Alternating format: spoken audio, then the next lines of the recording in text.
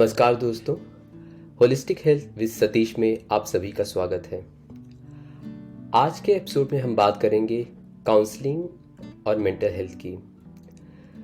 Episode की शुरुआत करने से पहले मैं कुछ हाल में जारी किए गए आंकड़ों पर बात करना चाहूँगा, जो भारत सरकार की एक बहुत बड़ी मेंटल हेल्थ से रिलेटेड संस्था है, national institute of mental health and neuro sciences, जिसके अनुसार हमारी जो आबादी है उसमें से लगभग 10% यानी कि लगभग 15 करोड़ लोग अलग अलग मानसिक समस्याओं से जूझ रहे हैं, जिसमें से तकरीबन 3 करोड़ लोग ही किसी तरह की ट्रीटमेंट उपचार पर काम कर पा रहे हैं। आप में से काफ़ी लोगों को पता होगा कि किसी भी तरह की मानसिक समस्या का आपके फिजिकल हेल्थ पर डायरेक्ट असर होता है। उन्हीं आंकड़ों में एक और चौंकाने वाली बात सामने आई है, जिसमें ये बताया गया कि करीबन 1% हमारी जो पॉपुलेशन है, लगभग 1.5 करोड़ लोग सुसाइडल रिस्क पर हैं, यानी आत्महत्या के बारे में सोच रहे हैं या उसके अटेम्प्ट कर चुके हैं। और सबसे बड़ी चुनौती जो हमारे सिस्टम के सामने है वो है कि इन समस्याओं को सॉल्व करने के लिए या फिर उन पेशेंट को जो इन मेंटल हेल्थ से रिलेटेड समस्याओं से जूझ रहे हैं, उनको हेल्प करने के लिए जो प्रोफेशनल की नीड है या फिर जो प्रोफेशनल्स की अवेलेबिलिटी है वो काफ़ी कम है। इन आंकड़ों के अनुसार 10 लाख लोगों पर केवल 8 प्रोफेशनल साइकियाट्रिस्ट या थेरेपिस्ट मौजूद हैं, जो कि काफ़ी कम है। तो इन प्रोफेशनल्स में अलग अलग कैटेगरीज होती है, जिसमें एक जो पहली कड़ी होती है वो होती है काउंसलिंग, जो आपके किसी भी तरह के मेंटल हेल्थ इश्यूज़ को आइडेंटिफाई करते हैं और आपको खुद डायरेक्ट हेल्प करने की कोशिश करते हैं, या फिर अगर आपकी जो भी समस्या है उसको असेस करने के बाद अगर उन्हें लगता है कि कोई उनसे सीनियर या फिर हायर रैंक में कोई प्रोफेशनल या थेरेपिस्ट जो आपकी हेल्प कर सकता है, उसे वो रेफ़र करते हैं। तो इसलिए आज के एपिसोड का टॉपिक है काउंसलिंग, और इस टॉपिक पर बात करने के लिए हमारे साथ बहुत ही खास मेहमान जुड़ी हैं, मिस गीतांजलि देओले, जिन्होंने यूनिवर्सिटी ऑफ विस्कॉन्सिन मेडिसन, जो अमेरिका में एक यूनिवर्सिटी है, वहाँ से काउंसलिंग साइकोलॉजी में मास्टर्स किया है। इनका एक डिफरेंट फील्ड भी रहा है, इनके पास डबल मास्टर्स है। इन्होंने आईआईटी धनबाद से एमटेक इन अप्लाइड जियोलॉजी में किया है। फ़िलहाल वो इसी यूनिवर्सिटी ऑफ विस्कॉन्सिन के एक हेल्थ सर्विसेज डिपार्टमेंट में बतौर मेंटल हेल्थ काउंसलर के काम करती हैं, और इनका फोकस मेनली स्टूडेंट्स पॉपुलेशन पर है, जो अलग अलग रेसेस से बिलोंग करते हैं या फिर वो इंटरनेशनल स्टूडेंट्स होते हैं। और इनका काफ़ी एक्टिव प्रैक्टिस रहा ड्यूरिंग जो कोविड पैंडमिक का जो समय चल रहा था। इसके अलावा इन्होंने कई इंटर्नशिप की है, जिसमें वो अलग अलग समस्याओं जैसे एंजाइटी, डिप्रेशन या ट्रॉमेटिक और रेसिज्म के एक्सपीरियंसेस पे उन्होंने हेल्प करने की कोशिश की है अपने क्लाइंट्स की। और इन्होंने इंडिया में भी आउटरीच प्रोग्राम और वर्कशॉप किए हैं। फॉर एग्जांपल, इन्होंने पोस्टपार्टम डिप्रेशन, जो यानी प्रेग्नेंट लेडीज होती हैं जिनमें डिलीवरी के बाद डिप्रेशन होता है, और ग्रामीण क्षेत्रों में भी तकरीबन लगभग 5,000 लोगों तक अपने वर्कशॉप और एजुकेशन को पहुंचाया है। इसके अलावा ये अपने एकेडमिक एक्सेलेंस से भी काफ़ी रिच हैं, जिन्हें यूएसए, कनाडा और यूके और इनफैक्ट इंडियन गवर्नमेंट से भी अलग अलग अवार्ड एंड फेलोशिप मिले हैं।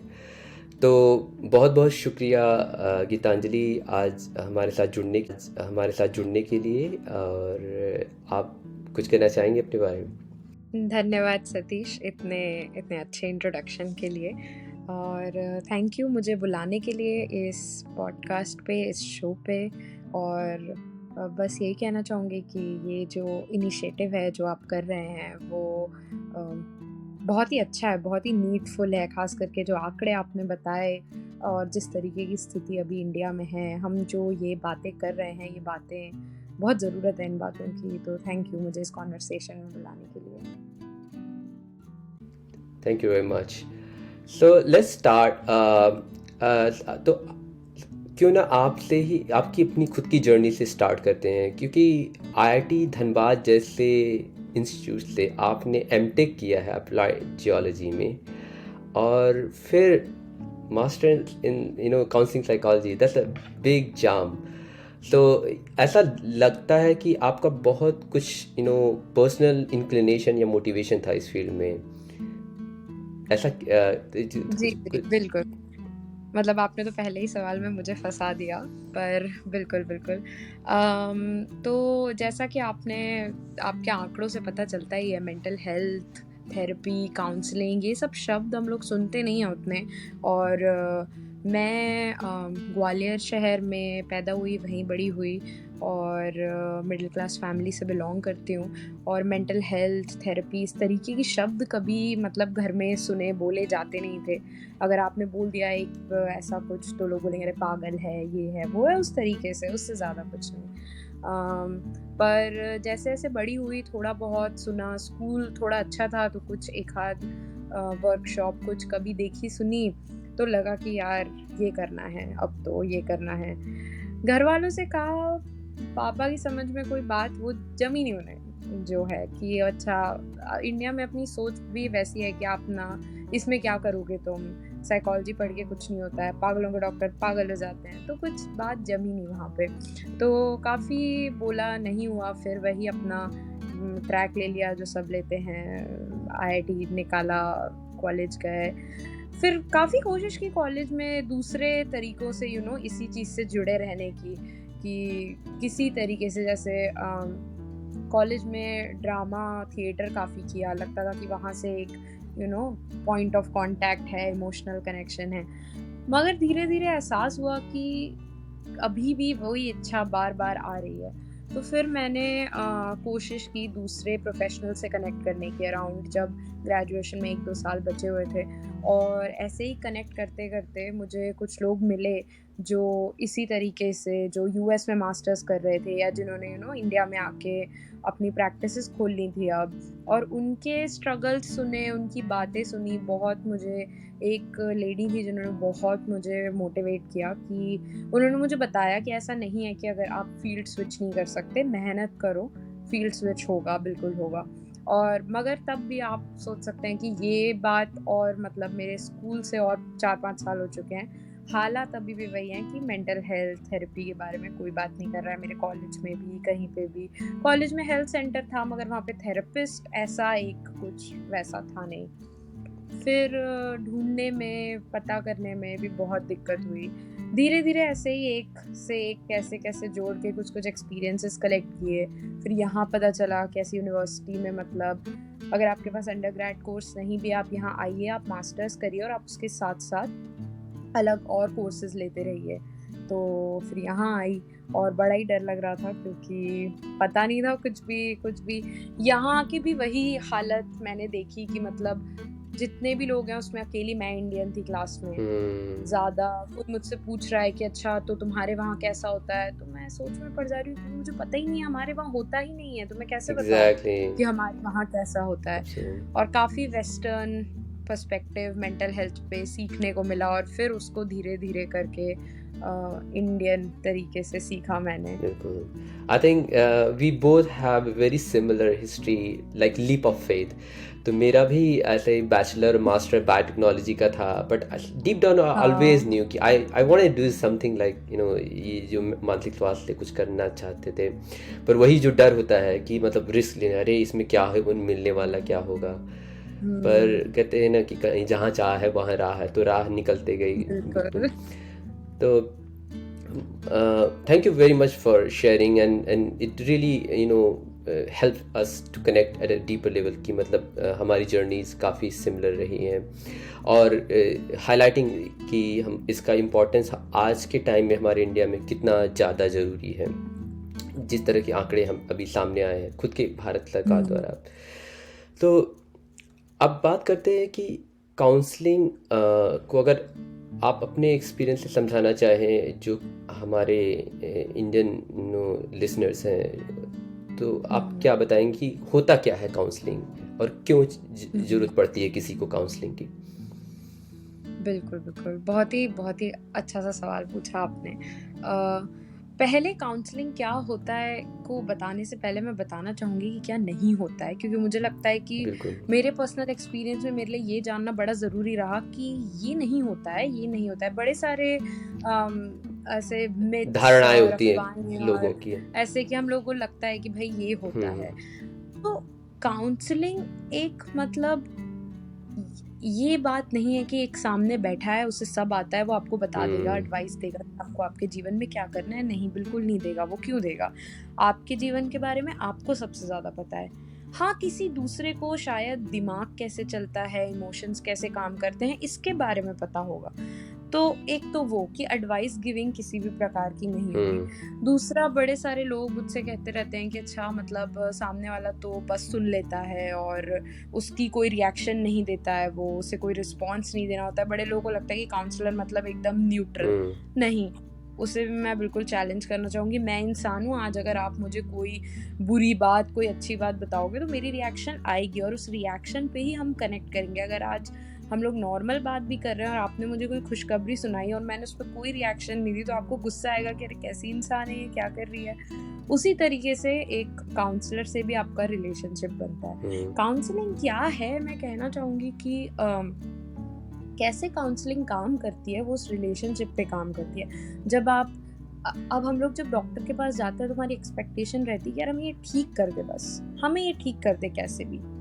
लेकिन एक काउंसलर के पास जाके उस तरीके की अपेक्षा रखना, मैं बोलूँगी कि उतना ज़्यादा सही नहीं है, क्योंकि आप एक काउंसलर के पास जाते हो बोलने कि ऐसा-ऐसा हो रहा है और आप और काउंसलर दोनों मिल के तय करते हो कि अब इस चीज़ को झेलना कैसे है।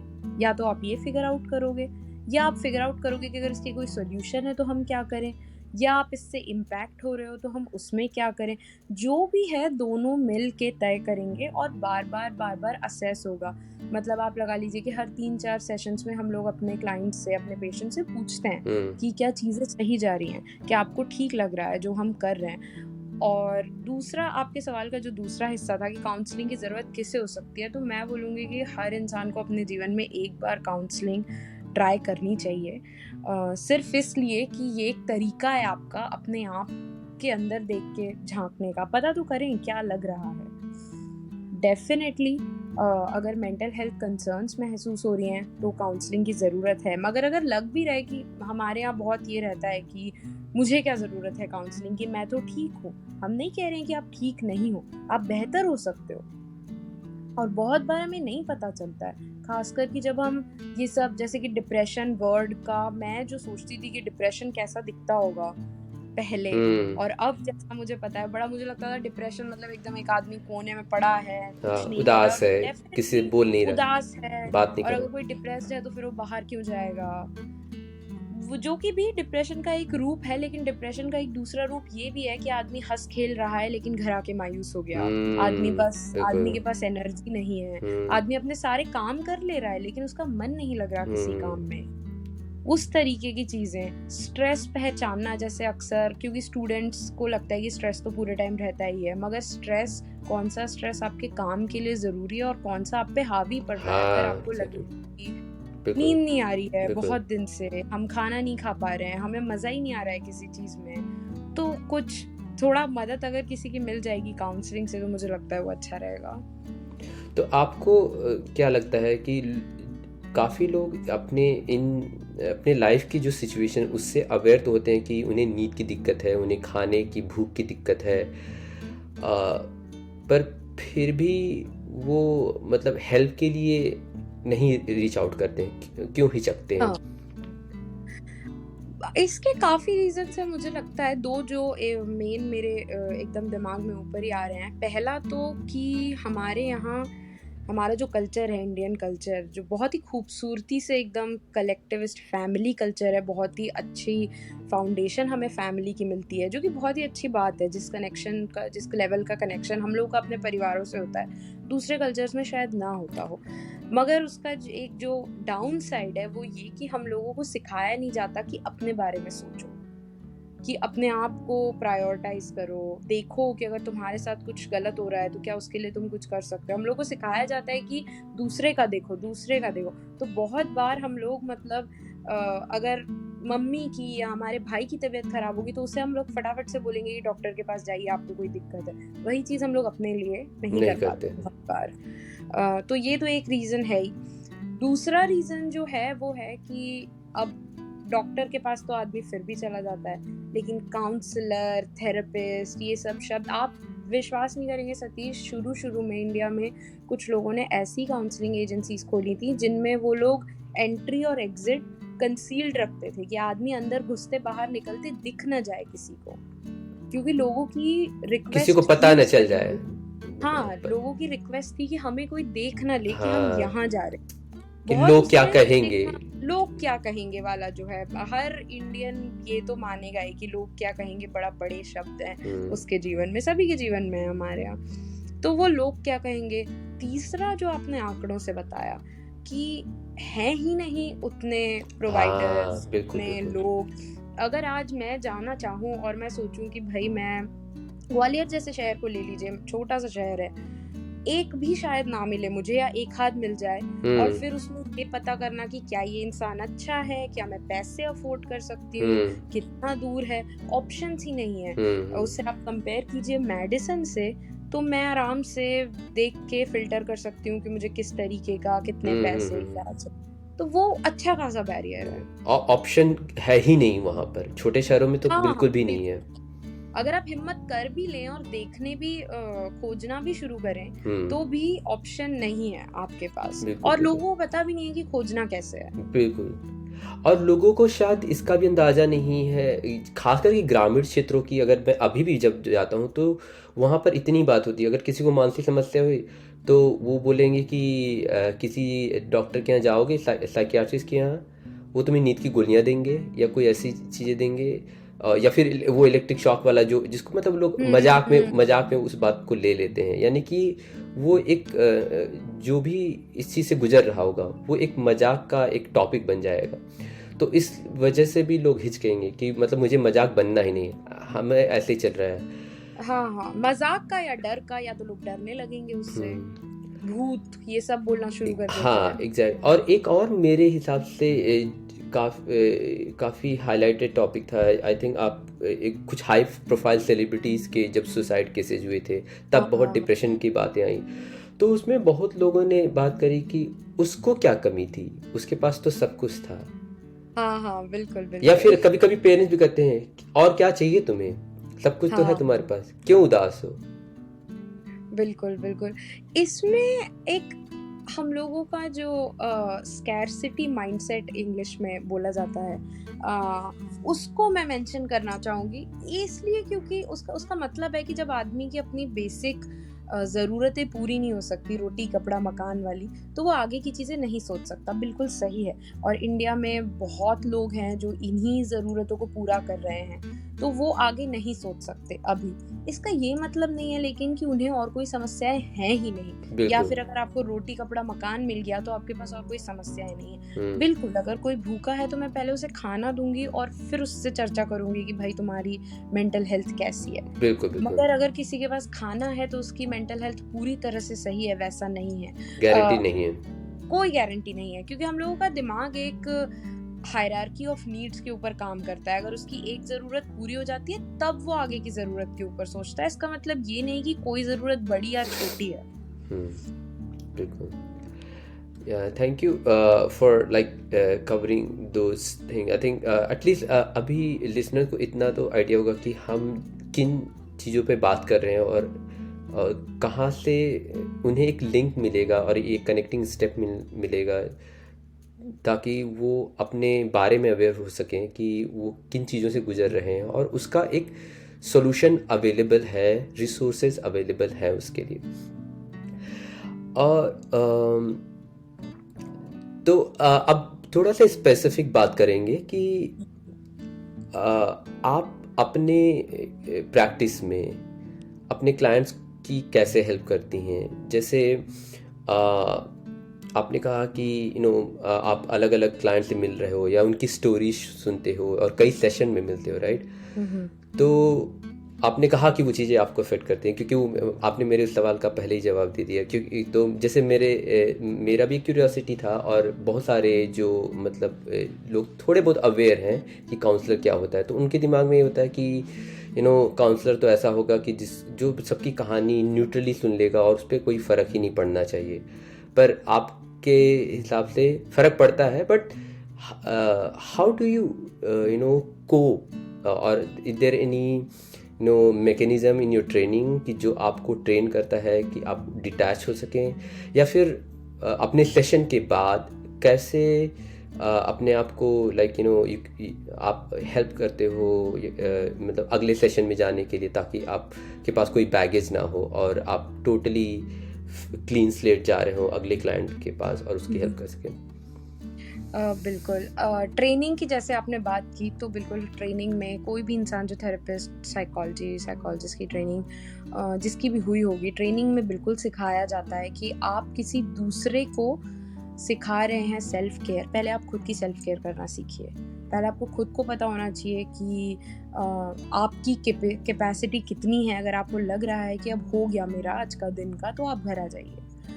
क्योंकि हम लोगों में एक बोला जाता है कि जैसे जो इंसान मशीन से काम करता है, कारपेंटर है, वो अपने टूल्स को हमेशा शार्प रखता है। आपकी मशीन आपका दिमाग है, आप खुद हैं, आपका इमोशनल कैपेसिटी है, तो आप उसको शार्प रखें। उसे शार्प रखने का मतलब ये नहीं है कि मैं पूरे टाइम अलर्ट रहूँगी, क्योंकि मैं भी इंसान हूँ, मेक सेंस।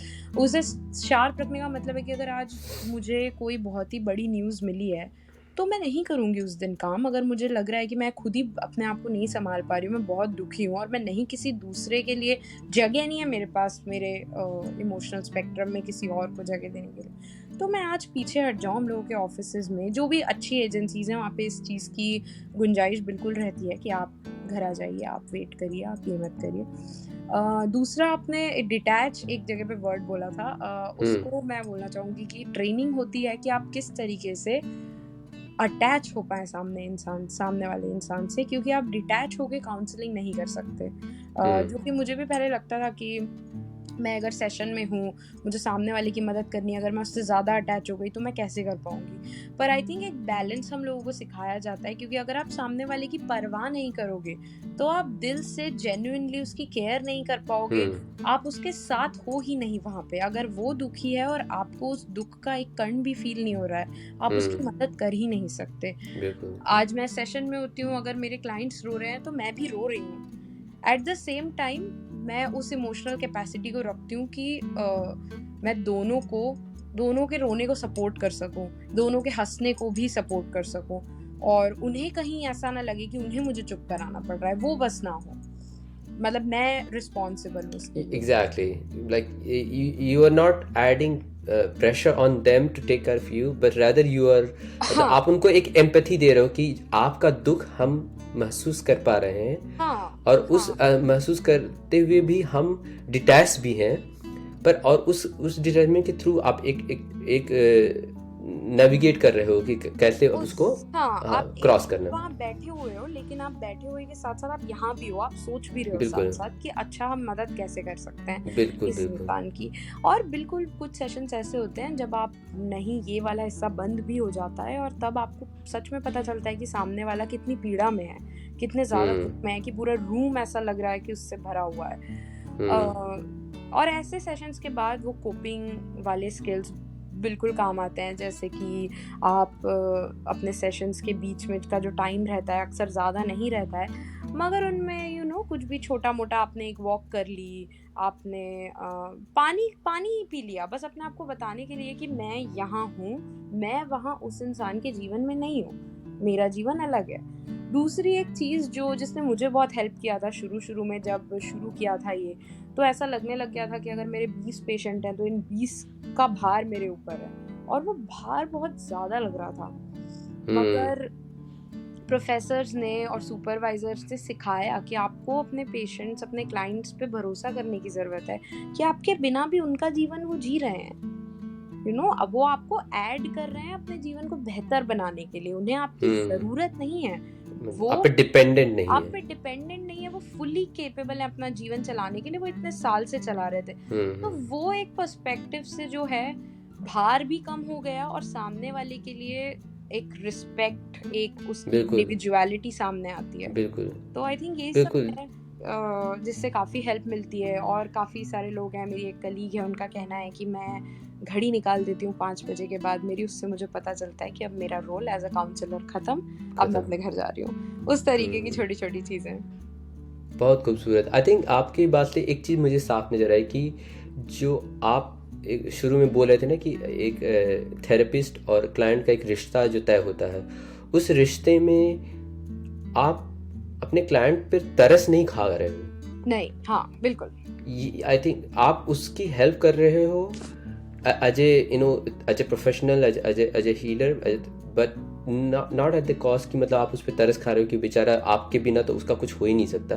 जी। आप उनकी रेस्पेक्ट कर रहे हो कि दे हैव डिग्निटी, वो इंडिविजुअली इंडिपेंडेंट हैं, बस उनको आप एक रिसोर्स प्रोवाइड कर रहे हो, या फिर आप एक उनको टूल दे रहे हो जिससे वो अपने जो भी टर्बुलेंस है, जो उनके जीवन में भूचाल आया है, उसको वो अपने आप को संभाल सके और अपनी लाइफ में आगे बढ़ सके।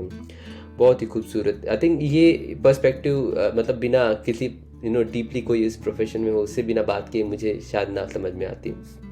तो thank you for sharing that. और जहाँ तक स्टोरीज़ की बात आप कर रहे हो, तो मुझे एक चीज़ क्लियर करनी है जो लिसनर्स के लिए, कि जनरली लोग कहते हैं हमें स्ट्रेस है, एंजाइटी है, पर ये ऐसी स्ट्रेस और एंजाइटी जनरली टेम्परेरी एक स्टेट होती हैं, टेम्परेरी इमोशंस होती हैं, और सबको पता है कि उसमें चिड़चिड़ापन होता है, उसमें लोगों को चिंता सता रही होती है कि क्या होगा, कैसे होगा। पर ऐसे कौन से सिचुएशन, जैसे या आपके एक्सपीरियंस से किस अलग अलग तरह के क्लाइंट्स होते होंगे, राइट? तो उसमें ऐसी कौन सी बात होती है जिसमें वो बिल्कुल रोने पे आ जाते हैं, या फिर उनको अंदर से मतलब टूटने लग जाते हैं?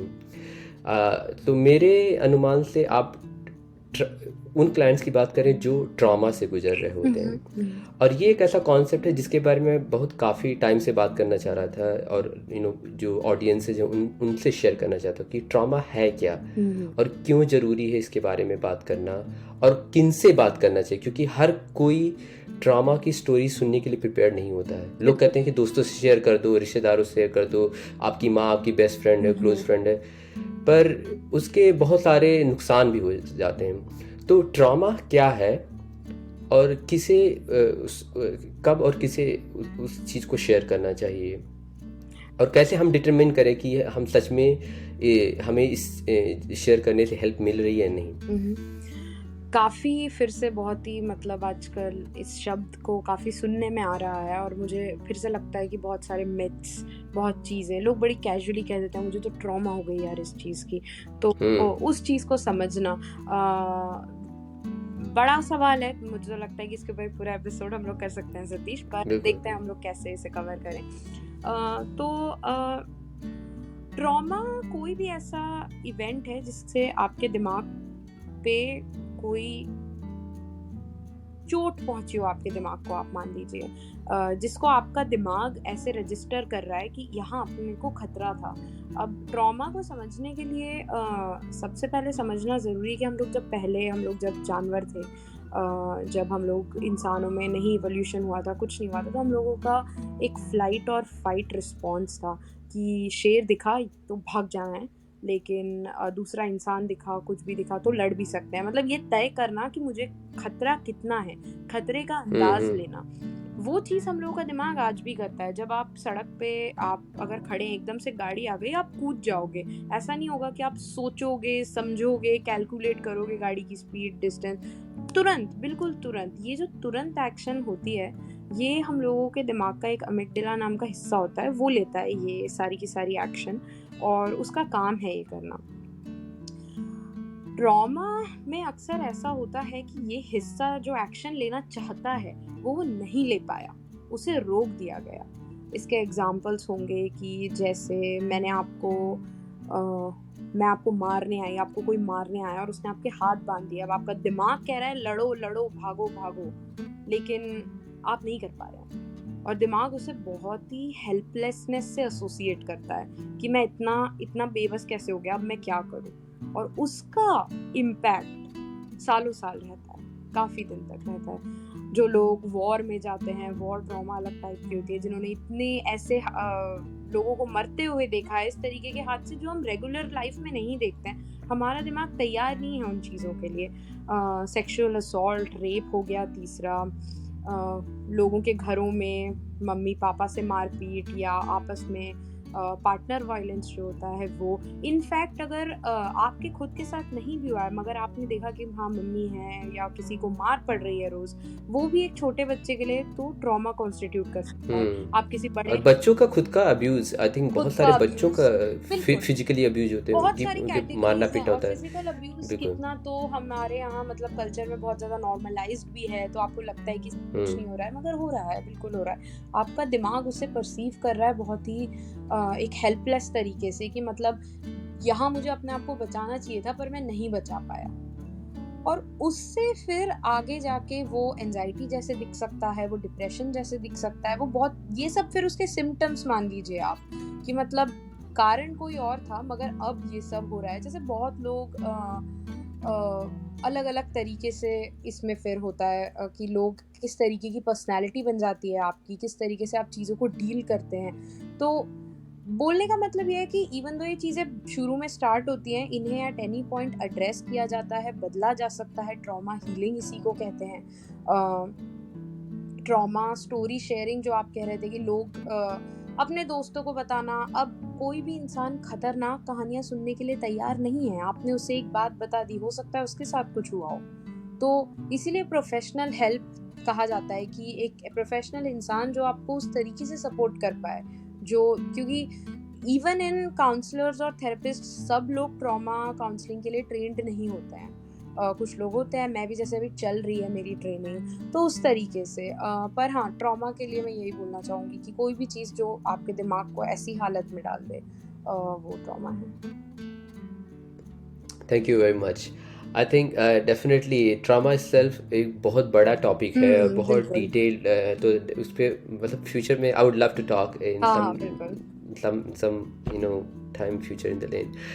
So moving on, हम चाहेंगे कि आप आई थिंक मैंने कुछ क्वेश्चन तैयार किए थे। सो आपने एक बात कही थी कि काउंसलिंग कैसे नहीं वर्क करती, तो आपने पहले ही इसका डिक्लेरेशन दे दिया कि आप अपने क्लाइंट्स को कोई एडवाइस नहीं देते हो या किसी तरह का आप उन्हें सजेशन नहीं देते हो। क्या अगर आपका जैसे आपके क्लाइंट खुद आपसे कोई सजेशन एडवाइस मांगे, या फिर हाउ डू यू सी कि मतलब आप अपने पेशेंट को बेस्ट तरीके से कैसे हेल्प करोगे? जैसे जनरली अगर उनके पास कोई ट्रॉमा ना हुआ हो, राइट, जस्ट जनरली मतलब बोल रहे हो कि हमें किसी बात से स्ट्रेस है, एंग्जाइटी है, तो आप उनकी कैसे हेल्प कर सकते? मतलब वो बातचीत का एक क्या स्ट्रक्चर होता है? बिल्कुल, और स्ट्रक्चर से ही शुरू करते हैं। मतलब मैं आपको थोड़ा लेआउट बताती हूँ कि किस तरीके से काउंसलिंग सेशंस चलते हैं। तो अगर आप पहले फर्स्ट सेशन जो काउंसलिंग का होता है, वो अक्सर उसे हम लोग इनटेक बोलते हैं या कंसल्टेशन भी बोलते हैं कुछ लोग उसे।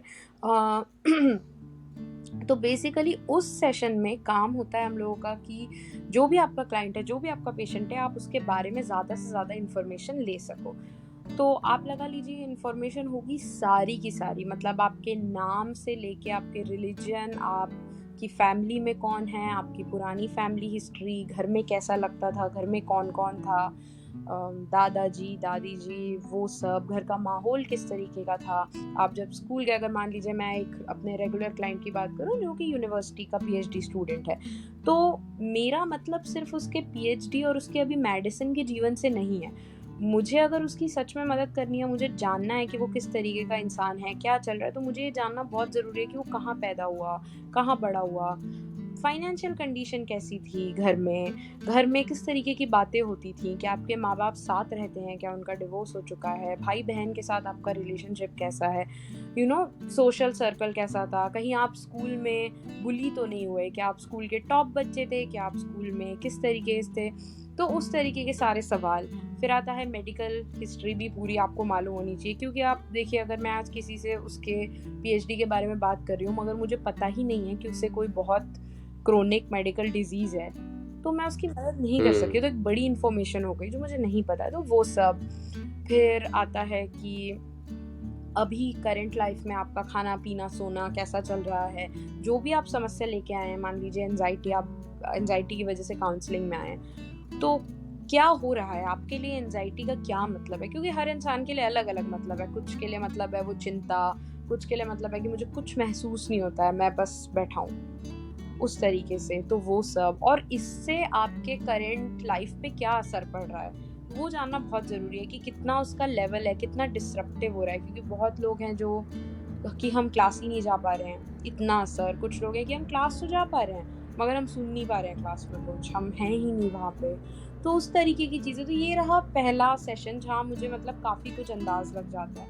इस सेशन के एंड में यूजुअली काउंसलिंग क्या है, किस तरीके से काम करेगी, उसके बारे में थोड़ी बहुत बात की जाती है, और फिर कि आप काउंसलिंग से क्या चाहते हैं। तो अक्सर लोग गोल्स सेटिंग बोलते हैं उसको, और वो इस तरीके के गोल्स लोगों के रहते हैं कि मैं चाहती हूँ कि मैं अपने एंजाइटी से बेटर कोप कर पाऊँ, स्किल्स सीख लूँ। कुछ लोगों का रहता है कि मुझे नींद अच्छी आए, कुछ लोगों का रहता है कि मेरे जो करंट फ्रेंडशिप्स हैं मुझे लगता है वो उतने अच्छे नहीं हैं, मैं उन्हें इम्प्रूव कर पाऊँ, कैसे कर पाऊँ। तो उस तरीके की गोल सेटिंग होती है। इसके बाद हर सेशन में जो भी आप चाहेंगे, जो भी क्लाइंट चाहेगा वो होगा। तो हर सेशन में ठीक है कैसा चल रहा है, अगर लास्ट 2 हफ्ते में कोई बड़ी चीज़ हुई है तो हम उसके बारे में बात कर सकते हैं। वरना जो भी चीज़ आपको लग रही है कि ज़्यादा ज़रूरी है, क्योंकि क्या है ना, भले ही इंसान काउंसलिंग में आया है अपने बारे में बात करने के लिए, लेकिन सतीश अपने बारे में बात करना बहुत कठिन है। तो लोगों को वक्त लगता है ओपन अप होने में, 2-3 सेशन लगता है विश्वास गेन करने में कि इससे मैं बोल सकता हूँ अपनी बात। तो वैसे धीरे धीरे फिर बहुत बार ऐसा होता है कि 2 सेशन में ही काफ़ी लोग ओपन अप हो जाते हैं, और कुछ लोगों को 10-9 सेशन लग जाते हैं, और फिर वो कोई बहुत बड़ी बात बताते हैं जो उन्होंने तब तक नहीं बताई होती है। वो देख रहे थे कि आप भरोसे के लायक हैं या नहीं। आई थिंक ट्रस्ट एक बहुत बड़ा फैक्टर है, पर कहीं ना कहीं आपको शायद, क्योंकि मैं भी कुछ थेरेपीज में गया हूँ, तो मुझे लगा ट्रस्ट के अलावा मैं उनका रिएक्शन देखता था, जो मेरे थेरेपिस्ट कि वो जज कर रहे हैं या नहीं कर रहे हैं, कैसे रिएक्ट कर रहे हैं, राइट।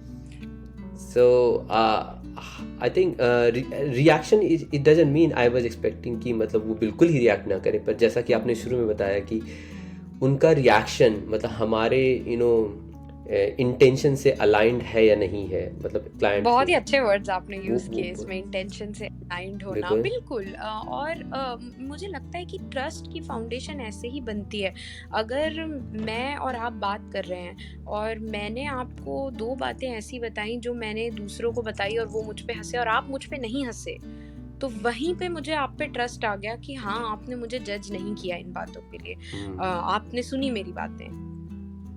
बिल्कुल। और आई थिंक यहीं पर इम्पोर्टेंस आ जाती है डिस्टिंक्शन की, हम अपने किसी करीबी दोस्त बेस्ट फ्रेंड से नहीं शेयर कर सकते हैं, या अपने माँ बाप या जो भी करीबी रिश्तेदार नहीं शेयर, क्योंकि ये बहुत ही rare of the rarest case होगा कि जब वो रिएक्ट ना करे, और वो उनका reaction majority of the time आपके उम्मीद के बिल्कुल खिलाफ होगा। बिल्कुल। जैसे आपके पेरेंट्स होंगे, वो शायद गुस्सा भी हो सकते हैं, घबरा सकते हैं, तो वो हालात बेहतर होने के बजाय बदतर हो सकते हैं, और आप अपना खुद का मतलब सेल्फ रिस्पेक्ट, सेल्फ स्टीम सब कुछ मतलब खोने लग जाते हो उस केस में। तो I think trust, I think will be the key factor I think that, जिसकी वजह से मैं लोगों को इनकरेज करता हूँ कि काउंसलिंग का सबसे बड़ा जो फैक्टर होता है कि आपको कोई ट्रस्ट वर्दी इंसान मिलेगा जहाँ आप विदाउट जजमेंट आप कर सकते हो. ऑफ कोर्स आपको अपना वक्त लेना पड़ेगा कि अपना ट्रस्ट बिल्ड करने में. ये नहीं कि कोई प्रोटोकॉल है कि आप पहले सेशन में आप अपना ट्रस्ट सरेंडर कर दो. You are human, right? So you cannot नॉट, या so you take your own time and journey. So beautifully, I think you responded to those questions. I'm so glad कि ये हमारा सेशन मतलब बहुत ऑर्गेनिकली और बहुत खूबसूरत तरीके से जा रहा है. आई थिंक अगला चीज जिसमें मैं क्यूरियस था, स्पेसिफिक ऑफ थेरेपी के या जैसे या काउंसलिंग के, जैसे आप के सीवी में आपने कहीं मेंशन किया कि आप अभी माइंडफुलनेस से रिलेटेड कुछ ट्रेनिंग ले रहे हो और university of Wisconsin is well known in the whole world कि माइंडफुलनेस ट्रेनिंग, मेडिटेशन. तो उस एस्पेक्ट को आप किस तरह से यूटिलाइज करते हो काउंसलिंग या थेरेपी में? तो वैसे मैं तो आपके सामने माइंडफुलनेस की क्या ही बात करूँ, आप मुझसे ज़्यादा जानते हैं इसके बारे में. नहीं. मगर माइंडफुलनेस से मेरा फर्स्ट मतलब एक्सपोजर था मास्टर्स में, क्योंकि मेरे एडवाइज़र जो मेरे प्रोफेसर थे उनका काफ़ी काम उसमें रहा है. और उसके बाद फिर मैंने काफ़ी ऐसे दूसरे सीनियर थेरेपिस्ट्स को देखा, इतनी आसानी से वो लोग माइंडफुलनेस को थेरेपी में इंक्लूड करके और खुद भी कर रहे हैं, साथ साथ अपने पेशेंट को भी सिखा रहे हैं. और मुझे लगता है कि as an emotional regulation tool बहुत ही बेहतरीन है.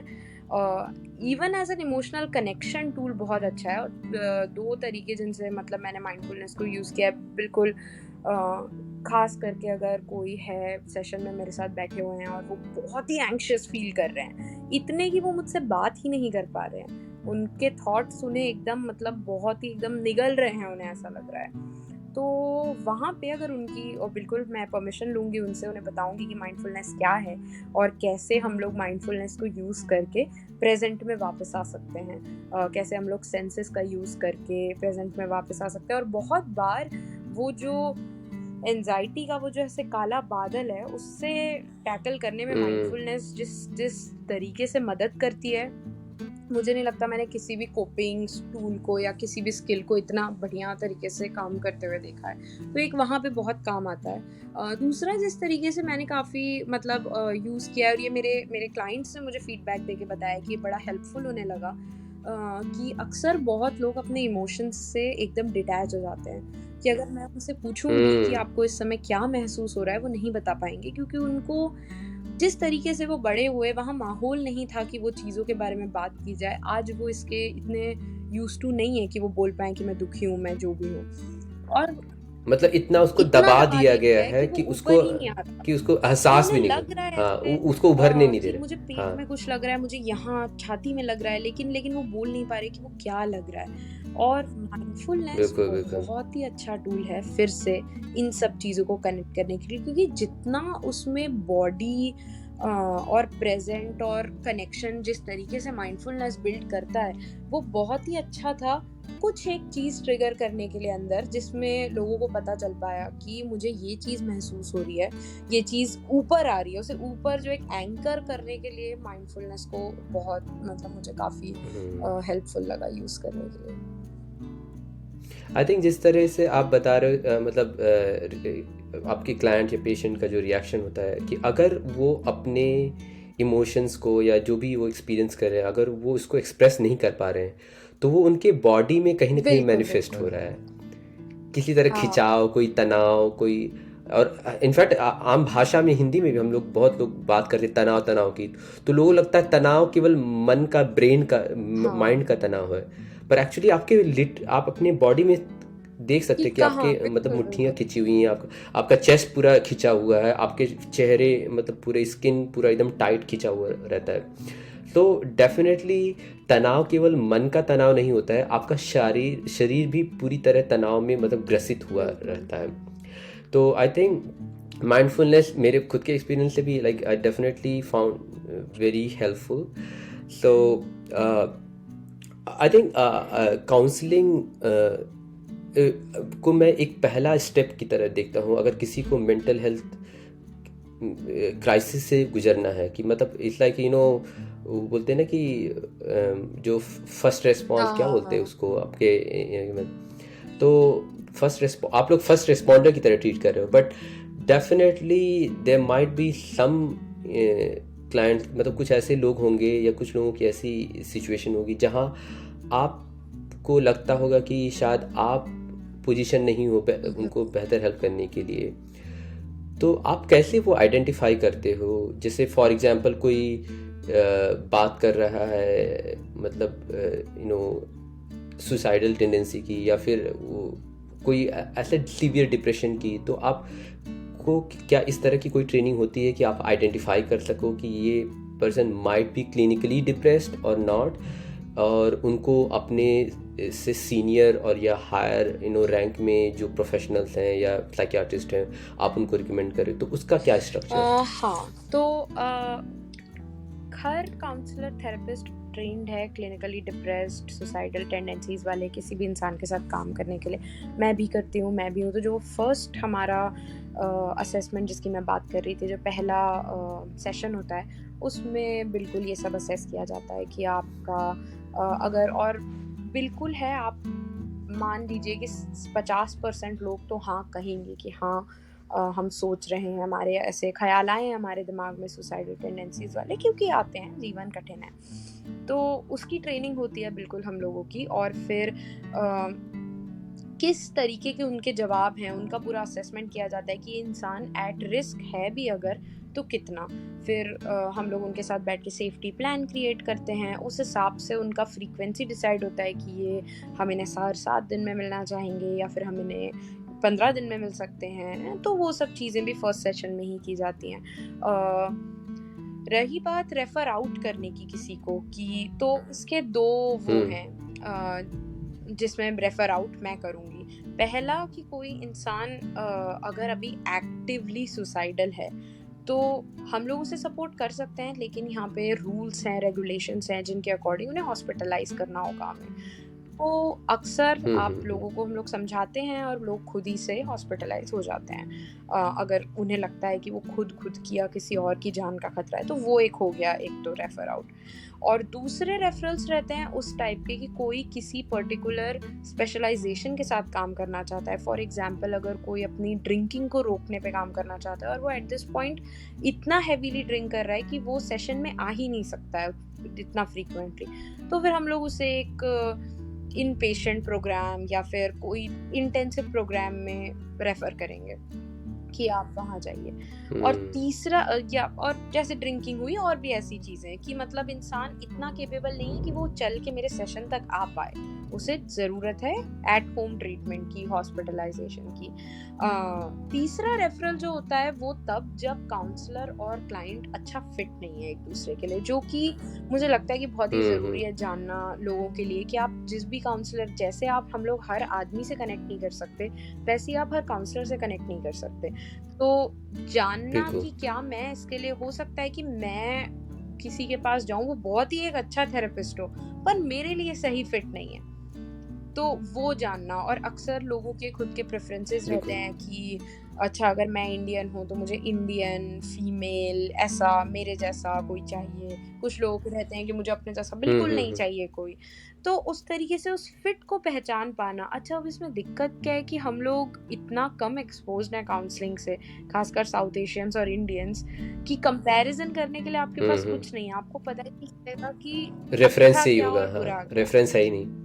बट उसमें काउंसलर का रोल है, वो बहुत ही इंपॉर्टेंट रोल है काउंसलर का, कि आप हर 2-3 सेशन में प्रोग्रेस असेस करिए, और अगर सामने वाले को स्टक महसूस हो रहा है और आपको भी स्टक महसूस हो रहा है तो उसके तरीके हैं फिर कि आप असेस करो कि क्यों चीज़ें प्रोग्रेस नहीं कर रही हैं, या तो हम लोग अच्छा फिट नहीं है या हम लोग कुछ गलत कर रहे हैं, और फिर बिल्कुल रेफर आउट किया जा सकता है उस बेसिस पे कि हमें नहीं लगता कि अपन अच्छा फिट है, आपको दूसरे से हम कनेक्ट करते हैं। तो उस तरीके से रेफरल्स काम करते हैं। आई थिंक ये एक तरह से लोगों के लिए, जो हमारे शायद इंडियन लिसनर, उनके लिए एक लग्जरी की बात होगी कि उनके पास ये चॉइसेस भी हो सकती है कि मतलब मतलब एक थेरेपिस्ट काम नहीं किया दूसरे और एक अपने मतलब जानने वाले हैं हमारे, उनको ऐसे कुछ सुसाइडल टेंडेंसी आ रही थी, तो वो जा रहे थे किसी थेरेपिस्ट के पास, पर उनके पास इतने सारे क्लाइंट्स होते थे, उनका अपॉइंटमेंट मिलना ही मुश्किल होता था, और उतने में भी मतलब 10 मिनट का वक्त मिलता होगा, 15 मिनट, तो वो कभी उससे संतुष्ट नहीं था कि मतलब ये मेरे लिए वर्क कर रहे, पर ऑप्शन भी नहीं है। तो पर आप क्योंकि हम अभी अमेरिकन सिस्टम में जहाँ पर खुद आप काम कर रही हैं, जिस इंस्टीट्यूशन में, वहाँ कैसे वर्क हो रहा है उस बारे में बात कर रहे हैं, तो वो चीज़ मैं क्लैरिफाई करना चाह रहा था ऑडियंस से कि हम यहाँ अमेरिकन सिस्टम में किस तरह से काउंसलिंग वर्क करती है। यहाँ पे अब हम लोग मेडिसिन में मैं काम कर रही हूँ, यहाँ पर है इंडियंस मगर उतने भी नहीं। तो अब अगर बहुत सारे क्लाइंट्स आते हैं जिनका मन है कि वो इंडियन थेरेपिस्ट के साथ काम करें, मेरी एजेंसी में मतलब यूनिवर्सिटी हेल्थ में मैं अकेली इंडियन थेरेपिस्ट हूँ, तो अगर मैं उन्हें अच्छी नहीं भी लग रही हूँ तो उनके पास ऑप्शन कहाँ है? ऐसा नहीं है कि बहुत सारे इंडियन थेरेपिस्ट हैं, डेफिनेटली हम लोग उन्हें दूसरे नॉन इंडियन थेरेपिस्ट को रेफर कर सकते हैं, मगर जो उनका प्रेफरेंस है वो उन्हें कभी मतलब नहीं मिल रहा है। उसका रीजन वही कि टोटल इंडियंस ही फील्ड में इतने कम हैं अभी भी, कि वो जो लैक है, वो स्कैर्सिटी वो है। अच्छा, एक बहुत इंटरेस्टिंग बात आपने मतलब ट्रिगर की, अगर मैं इंडियन हूँ like as a client, even मतलब आप दूसरे मुल्क में हैं, राइट, आप इंग्लिश भी बोल सकते हैं, और आप एक आप इंडिया से आए हो और आप मतलब एक थेरेपिस्ट या काउंसलर हो, तो जनरली मैं अपने एक सीनियर सुपरवाइजर से भी बात कर रहा था, उनके हिसाब से भी कि जनरली ऐसा क्यों होता है कि कोई जिस कंट्री से हो या जिस कल्चर से हो, वो उसी इन्वायरमेंट से, उसी एम्बियंस के थेरेपिस्ट को प्रेफर करते हैं। आप सोचिए, अगर आप बस में चढ़े और आपके पास बहुत सारी कुर्सियां बैठने के लिए, सब पे कोई कोई एक बैठा है और अलग अलग लोग बैठे हुए हैं, आप मोस्ट लाइकली जो आपके जैसा दिखता है उसके पास जाके बैठेंगे, भले आपको उससे बात भी ना करनी हो। एक कनेक्शन, एक खिंचाव हम लोग जो महसूस करते हैं कि अरे ये मेरी तरह दिख रहा है, खास करके किसी अलग देश में, कि ये मेरी तरह बात कर रहा है, इसे समझ में आएगा, इसे मुझे ये नहीं बताना पड़ेगा कि दिवाली क्या है या ईद क्या है, क्योंकि एज इट इज बहुत ही कठिन है ये सोचना। मैक्सिमम लोग इस डर के साथ काउंसलिंग में आते हैं कि सामने वाला मुझे समझ नहीं पाया तो, और उसके साथ अगर मुझ पे ये भार भी आ जाए कि मुझे अपना कल्चर भी पूरा समझाना पड़ेगा, मुझे समझाना पड़ेगा कि हमारे यहाँ मम्मी पापा की क्या वैल्यू होती है, हमारे यहाँ शादियाँ कैसे होती हैं, हमारे यहाँ ये त्योहार है वो त्योहार है, बहुत लेबोरियस है वो। और जॉइंट फैमिली कैसे रहती है, रिश्तेदारों कैसे इकट्ठे होते हैं लोग not always an option versus, तो उस तरीके से बहुत। और ऐसा मतलब जो नॉन इंडियन थेरेपिस्ट्स हैं यहाँ पे, जो गोरे थेरेपिस्ट भी हैं, उनकी भी हम लोग की ट्रेनिंग में जैसे मेरे प्रोग्राम में जो थे, तो ये सिखाया जाता था कि आप हर कल्चर के क्लाइंट को सेम चीज़ नहीं बोल सकते, आपको पता करने की ज़रूरत है कि उसके कल्चर में क्या ओके है क्या ओके नहीं है, उस तरीके की चीज़।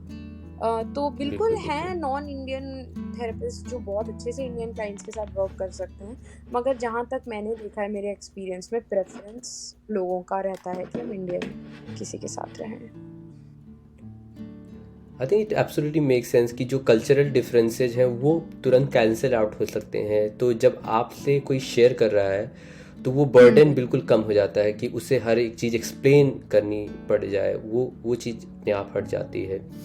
आखिर में मैं एक और सवाल पूछना चाहूँगा कि जो आपने अपने क्लाइंट्स की कैटेगरी में एक बात की, सब्सटेंस अब्यूज, यानी जिनको नशे की लत लग जाती हो या अल्कोहल की, तो वो आई थिंक काफ़ी फैसिनेटिंग है आई थिंक इंडियन ऑडियंसेस के लिए, कि अगर कोई शराबी निकल गया, किसी को किसी नशे की लत लग गई, तो उसे काउंसलिंग की क्या ज़रूरत है? उसे तो मतलब बोलेंगे या तो वो पागल है तो उसे पागल खाने में भर्ती कर दो, या कोई इसी तरह की दवाई पे दे दो उसको ताकि उसका लत छूट जाए, तो उन्हें काउंसलिंग की क्यों जरूरत पड़ती है? सब्सटेंस यूज़ को जिस तरीके से काउंसलिंग में देखा जाता है, वो एक इस तरीके से देखा जाता है कि इस आदमी के पास कोपिंग के लिए कुछ था नहीं, तो इसने उस सब्सटेंस को यूज़ करना शुरू कर दिया।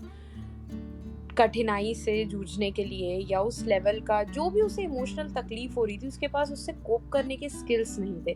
काउंसलिंग में वो आदमी या वो जो भी वो इंसान है वो स्किल्स सीखेगा ताकि वो धीरे धीरे जो भी सब्सटेंस है उस पर डिपेंडेंसी हटा दे और अपने आप पे सेल्फ सफिशिएंट बने और वो स्किल्स का यूज कर पाए जो भी सिचुएशंस है उनसे डील करने के लिए। क्योंकि अक्सर लोग सब्सटेंस यूज में या तो फैमिली में उस तरीके का माहौल रहता है या उनके साथ कुछ बहुत हुआ रहता है, उस तरीके की सिचुएशंस में पुश हो जाते हैं। कोई खुद से तो ये कहने नहीं चाहता कि आज से मैं ड्रिंकिंग करूंगा रोज एवरी सिंगल डे। उस तरीके की सिचुएशन को एक्नॉलेज करने की बहुत ज़रूरत है। ड्रिंकिंग हो या वो कोई भी हो, ड्रग्स हो, कुछ भी हो, तो उस चीज़ को रिप्लेस करने के लिए जो एक नॉर्मल इंसान भी अपने अनहेल्दी कोपिंग से हेल्दी कोपिंग सीखने आ रहा है, तो सेम वे ये इंसान भी। आई थिंक बहुत इंटरेस्टिंग बात कही आपने यहाँ पर कि आप उन्हें एक नॉर्मल जैसे आपके बाकी के एंजाइटी के डिप्रेशन के पेशेंट या क्लाइंट आते हैं, आप उनको भी उसी तरह ट्रीट कर रहे हो, उनको भी आप इमोशनली रिसोर्सफुल बना रहे हो, उनको टूल्स दे रहे हो। आई थिंक यहाँ पर एक बहुत इंटरेस्टिंग बात जो मैंने अपने बचपन से देखी और आपने भी शायद देखा हो अपने आसपास इंडियन सोसाइटी में, कि अगर कोई शराब से मतलब किसी को लत लग गई हो या आसपास हो, तो उन्हें एक हम अलग नज़रिए से देखते हैं कि इसमें कोई मोरल दिक्कत है, यानी ये नैतिक रूप से भ्रष्ट आदमी हो चुका है, ये करप्ट हो चुके हैं, इन्हें समाज से बहिष्कार कर देना चाहिए, ये समाज में उठने बैठने लायक नहीं है। तो यहाँ पर बहुत इम्पॉर्टेंट होगा अपने नज़रिए को, एटीट्यूड को चेंज करने के लिए कि वो मोरली करप्ट या उनके अंदर कोई मोरल प्रॉब्लम नहीं है। क्योंकि मेरे जानने वाले अभी भी कुछ ऐसे दोस्त हैं जिन्हें आदत है ड्रग्स की या नशे की, पर अगर उनसे पूछो कि तुम्हें करना चाहिए नहीं करना चाहिए, उन्हें पता है कि ये गलत चीज़ है, इन्हें नहीं करना चाहिए। तो प्रॉब्लम मोरल इश्यू का नहीं है, आई थिंक प्रॉब्लम है कि वो उससे जूझ रहे हैं। मॉरल वाली जो बात आपने कही, मॉरली करप्ट, और ये मॉरल पुलिसिंग काफ़ी बड़ा मुद्दा आजकल इंडिया में बन गया है। सभी चीज़ों के लिए मॉरल पुलिस सबसे पहले तैयार है, बिना ये सोचे कि अगर कोई इंसान कोई चीज़ कर रहा है तो उसकी कोई वजह रही होगी, और उसे सपोर्ट ना करके आप तो उसे और ज़्यादा दूसरी चीज़ पे डिपेंड कर दे रहे हैं एक तरीके से। बिल्कुल, मतलब उसे अलग करके अपने समाज से धकेल कर आप तो उसे और आप उसको और अकेलापन में डाल रहे हो, तो उसके पास कोपिंग के लिए और रिसोर्सेज कम हो जाए। बिल्कुल आई थिंक बहुत ब्यूटीफुली हमने बहुत अलग अलग टॉपिक्स पे कवर किया, and I am so glad and it went कि मतलब बहुत ऑर्गेनिकली हमारा कॉन्वर्सेशन चलता रहा।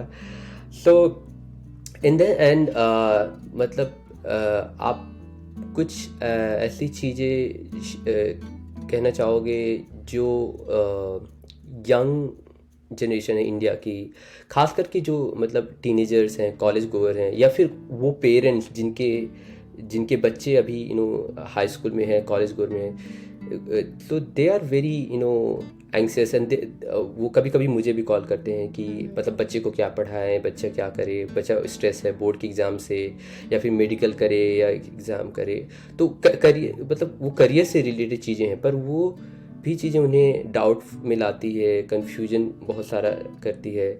तो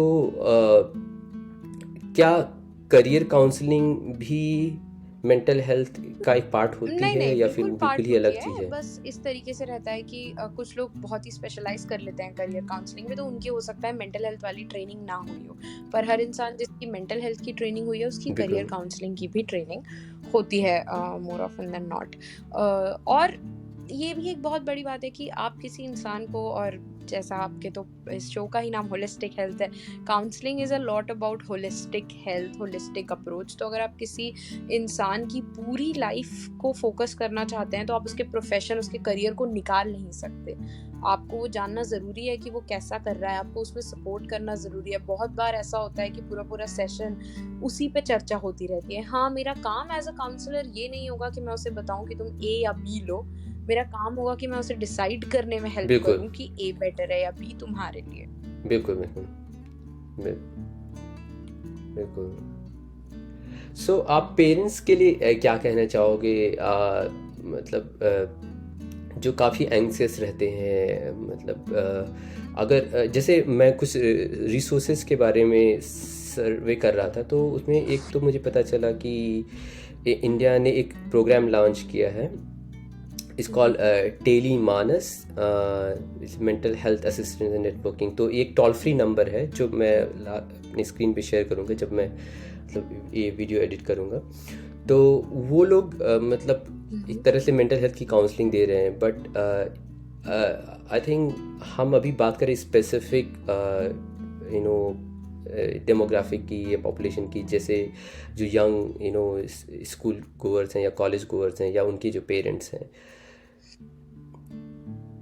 तो उन मतलब उन वो इन सब चीज़ों अलग अलग यू नो डाउट से या फिर ये जो अंदर कॉन्फ्लिक्ट से जूझ रहे हैं, तो उनके पास जो भी रिसोर्सेज हैं लिमिटेड या ऑनलाइन कुछ ऐसी चीज़ें हैं जो आप बताना चाहोगे या जिससे वो आसानी से समझ सके, या फिर कोई ऐसी टिप्स या कोई ऐसा मतलब जो बेसिक आपने अपने यू नो एक्सपीरियंसेस से सीखा हो अलग अलग लोगों से बात करके। मुझे लगता है ऐसे ऑनलाइन रिसोर्सेज पिन पॉइंट करना बहुत ही कठिन है अगेन, क्योंकि रिसोर्सेज की इतनी कमी है इंडिया में कि हाँ बहुत सारे ऐसे रिसोर्सेज मिल जाएंगे। अगर मैं एक गूगल करूँ भाई व्हाट इज काउंसलिंग तो मुझे मिल जाएगा वो, मगर मैं करूँगी ही क्यों? बात वहाँ पर आके रुक जाती है, क्योंकि जैसे मैं अगर अपने आप को इमेजिन करती हूँ, जब मैं स्कूल में थी मैंने कभी सोचा नहीं था इन सब चीज़ों के बारे में, और आपने भी शायद नहीं सोचा होगा। तो मुझे लगता है अगर स्कूल्स थोड़ा हेल्प कर पाएँ, स्कूल्स में ये ये वर्ड्स थोड़े से कर दिए जाएं, या पेरेंट्स ही, और मतलब जो हम लोगों की जनरेशन के लोग जो अब पेरेंट्स बनने जा रहे हैं, जो न्यू पेरेंट्स बने हैं, मुझे लगता है वो कर सकते हैं ये काम, क्योंकि हम लोगों ने ये शब्द अब सुन लिए हैं। तो अगर हम लोग उन शब्दों का ज़्यादा से ज़्यादा प्रयोग करें, कोशिश करें कि हमारा बच्चा अगर रो रहा है तो हम उसे ये ना कहें कि वो रोना तुम्हारा वीक है या रोना नहीं चाहिए तुम्हें। एक हेल्दी रिलेशनशिप इमोशंस के साथ हम लोग अपनी भी बनाएं और अपने बच्चों की भी, कि उसे ये ना लगे कि अगर 12th में कम नंबर आ गए तो बस अब मेरा जीवन खत्म, कि वो मजबूर हो जाए मरने के लिए या कुछ नाम करने के लिए। चीज़ों को थोड़ा नॉर्मलाइज करें कि रोना इज ओके, गुस्सा इज ओके। और मुझे लगता है कि मैं पेरेंट नहीं हूँ तो मैं नहीं बोल सकती कि पेरेंटिंग कितनी कठिन है, पर मुझे तब भी लगता है कि उस कठिन टास्क में ये एक और चीज़ जुड़नी चाहिए जिससे हम लोग खुद के लिए और बच्चों के लिए आसान कर पाएं चीज़ें, बोल पाएं कि किसी से मदद मांगना इज ओके। Absolutely.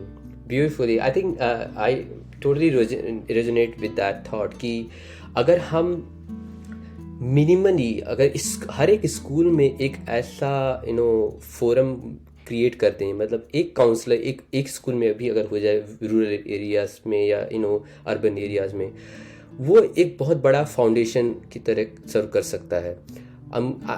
हमें तो शायद पता हो कि जो अभी कॉन्वेंट स्कूल्स में जो सिटीज़ में अभी ऑलरेडी हो चुके हैं, ऑलरेडी हो भी रहे हैं, बट फिर भी अभी जो बहुत सारे ऐसे एरियाज़ हैं, इवन गवर्नमेंट स्कूल्स हैं जो अर्बन में हो या फिर रूरल एरियाज़ में, जहाँ काउंसलिंग की या काउंसलर की ज़रूरत है, जो एक ब्रिज की तरह भी काम कर सकते हैं पेरेंट के लिए भी और मतलब जो चिल्ड्रन हैं, बच्चे हैं, जब नॉर्मल लगने लग जाएंगे सतीश, तब लोग ऑफिस में आने से डरेंगे नहीं, काउंसलर के ऑफिस में आने से। बिल्कुल बिल्कुल, absolutely. Thank you very much Geetanjali. I think I didn't even realise कि मतलब इतना ऑर्गेनिकली हो जाएगा। मैं बहुत नर्वस था कि like for the first time I am going to talk एक प्रोफेशनल काउंसलर, तो मैं उसके लिए प्रिपेयर्ड हूँ या नहीं हूँ। तो उम्मीद है शायद आपको भी अच्छा लगा हो, और मैं ज़रूर चाहूँगा कि फ्यूचर में मैं थोड़ा अपने इस प्लेटफॉर्म को और स्ट्रांगली बिल्ड कर सकूँ और आपको फिर से दोबारा और प्रिपेयर्ड हो के आप कहीं और ऊंचे मुकाम पर पहुँचे और आपसे फिर दोबारा मतलब एक नया एपिसोड करें। और किसी बिल्कुल, हम डिटेल लोगों ने तो टॉपिक पर बात आइडेंटिफ़ाई भी करेंगे कर हम लिया आज लोग। ही टॉपिक्स आगे के और थैंक यू सो बिल्कुल, मच। मुझे बहुत बिल्कुल। अच्छा लगा आपसे बात करके। आपके क्वेश्चंस एकदम रिफ्लेक्टिव क्वेश्चंस हैं जो मतलब लोगों को सुन के लोगों के दिमाग में होंगे और उसके आंसर्स हम लोग दोनों ने मिलके दिए। काफ़ी मज़ा आया आपसे बात करके। थैंक यू मुझे इनवाइट करने के लिए। Thank you very much Geetanjali.